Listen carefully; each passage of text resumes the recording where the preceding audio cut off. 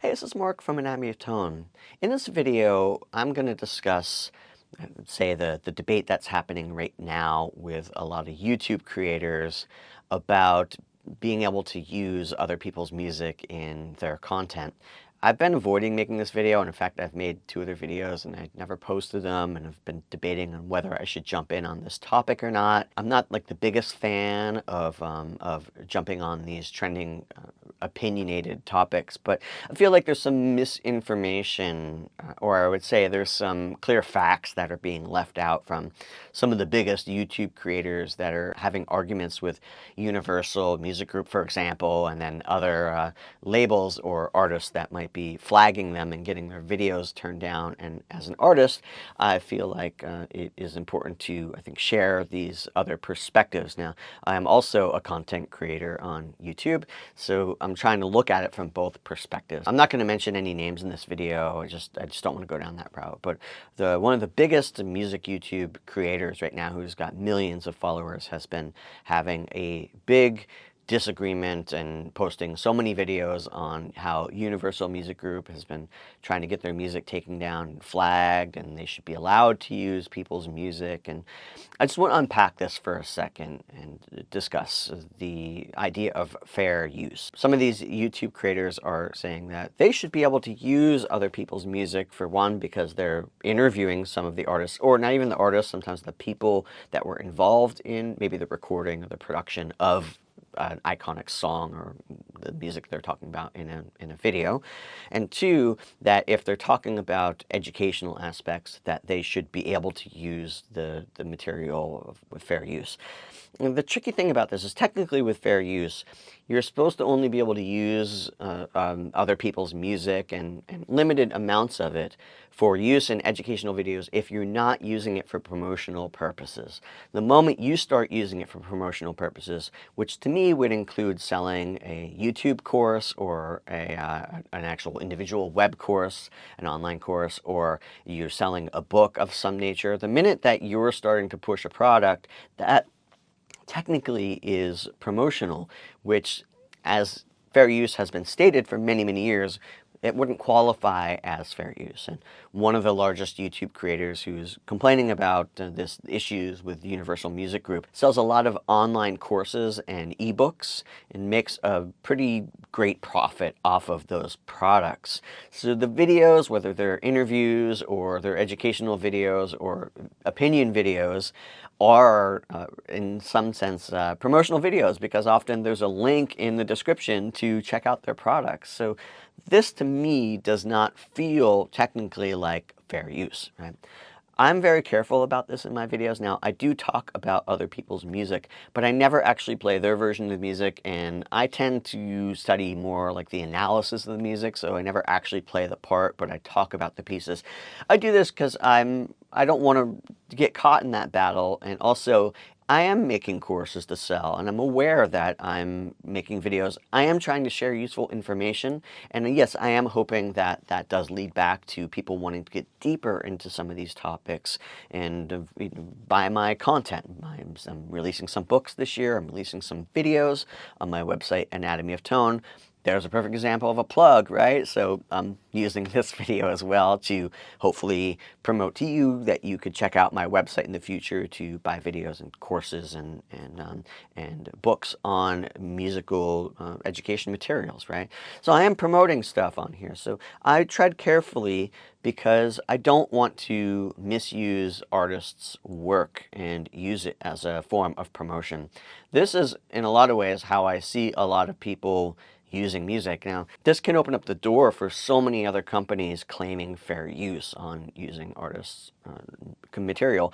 I struggle with this because for years musicians have had to deal with venues trying to say, we don't want to pay you because this is for promotion, this is for your own good, when it actually is for the benefit of the club and selling alcohol, right? And this has happened in so many different areas of music. People trying to use their artist music in commercials or in film and stuff with the promise of promotion. And one of the largest YouTubers YouTubers that I'm not mentioning also claims that because they're interviewing sometimes the artist, or like I mentioned, people that are involved, engineers or producers in some artist's music, that they should be allowed to use the music as fair use.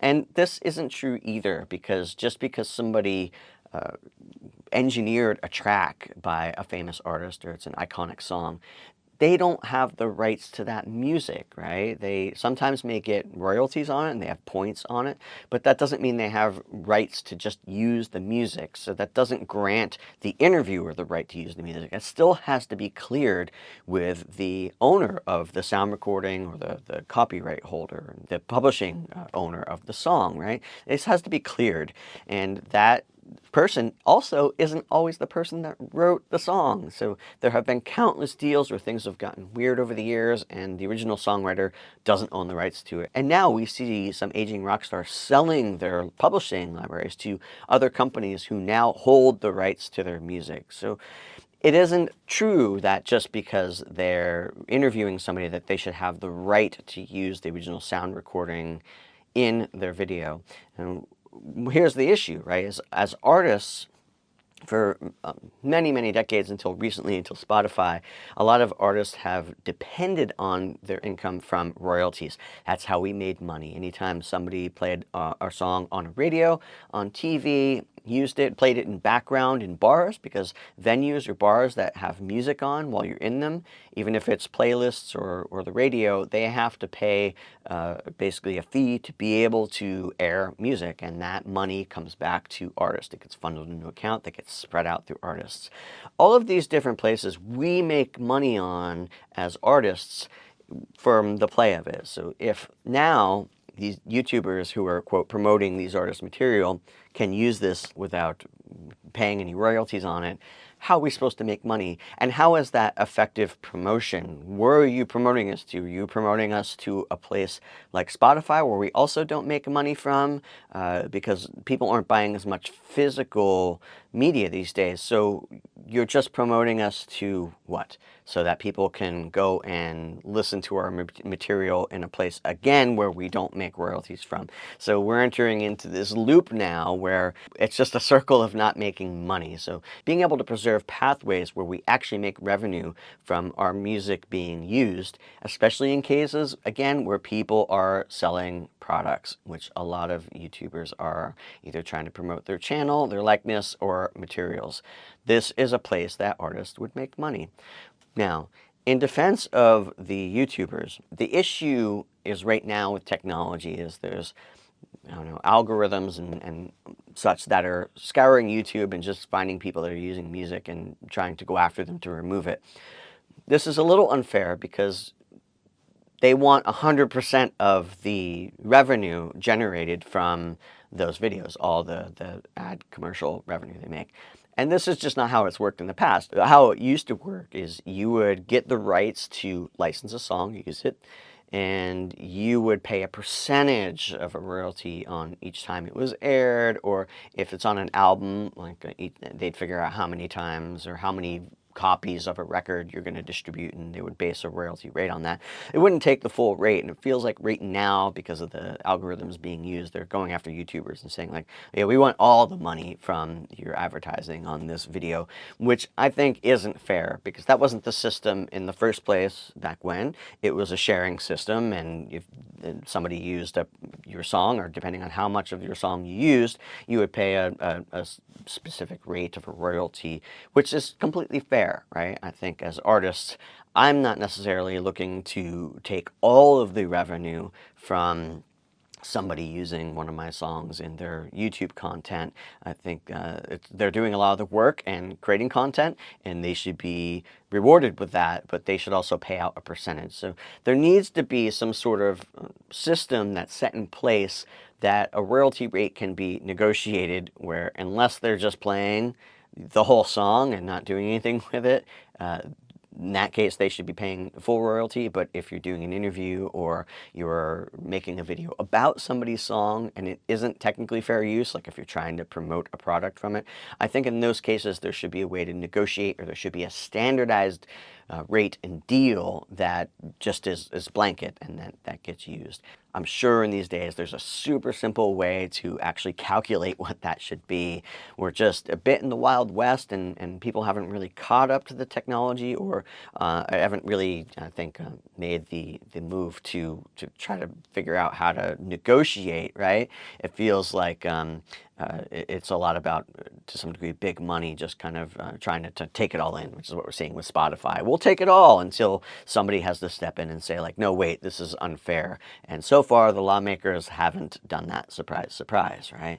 And I think there's a similar issue with what we're seeing with Universal Music Group and some of these major labels going after people. So what we have here is actually we have two people, or two sides, that to a certain degree are both in the wrong, right? It's not a black and white issue. We have two people that I think have holes in their, I would say, their defense, right? So if we can meet in the middle, and I would love to meet in the middle because I would like to play some artist songs in my analysis. It's super important to listen to people's work, to be able to talk about how it was made and hear them do it and discuss the nuances in it, right? I won't do it right now because I'm just afraid of it being taken down, which kind of sucks for people trying to learn. So I try to find ways around it, but it would be really wonderful if I can play something from the 1940s, 50s up to current music and not worry about getting a copyright strike, right? So music that is in public domain, of course, we don't have this issue with, but a lot of the popular music, and actually all the popular music from the mid to late 20th century is under copyright, and that presents a real problem as an educator, and I think that's unfortunate. Now, if I knew what the percentage I would have to pay in order to use a song in my video, I would gladly do it. I don't want to pay out all of it. I also don't want to get a copyright strike. It also isn't easy as a content creator to be able to reach out to a company and be like, hey, I want to use this video, or I'm going to use some of this song in my video. How much is it going to cost? Those communications don't exist. So right now you're posting a video and you're holding your breath to wonder if they're going to come after you. So there needs to be a way, an open channel, so that we can work this out. So YouTube's not going away, right? And it's a wonderful resource. How do we bridge this gap? I'm not the person to do it, but I sure hope that somebody does, and we can meet in the middle and we can start seeing where the issues are with both sides. That's my 2 cents on the issue. If you're digging this channel, please like and subscribe, and I'd love to hear your thoughts in the comments. If you're an entertainment lawyer or you're in a label and you have some insight, and other artists, I'd like to know what your thoughts are. So until next time.